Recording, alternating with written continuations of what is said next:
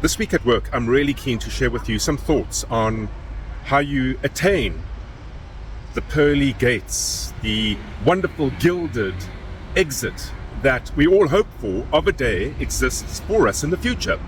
If you think about it, we start our businesses or we buy a business with the view to grow it. We invest deeply in it, psychologically, physically, emotionally, financially, to turn it into something remarkable. And when we yield success, our ideas expand. And as our ideas expand, we invest further to build what we have into something bigger. Not necessarily because of the money, but because it's a wonderful thing to do. The art of crafting and creating and building a beautiful business. But the reality is this, that we do also deeply intend and hope that in fact we will get a return on investment of a day through a very successful capital exit.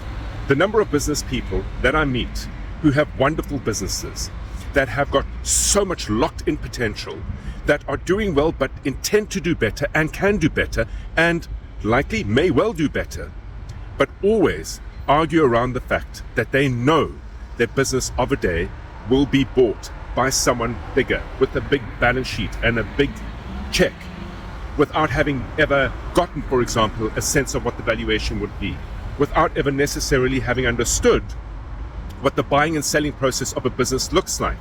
That assumption is dire. There is a reason that 94.6% of companies started, close, and do not sell. To think that you're automatically on the other side of that statistic without getting some inside understanding and knowledge as to how a buyer of a business, an investor of a business views a business is a sorely mistaken idea. Knowing and understanding your business, both in terms of how to operate it and grow it, but both as an investor in terms of how capital value is built in the business, puts you in a position of power to do what you do today and tomorrow that will yield not only growth in the business, but at the same time ensure you're building a capital asset that of a day will give you the return you expect, hope, and pray for through a successful capital exit. Food to think about, but until next week at work, have an entrepreneurial day.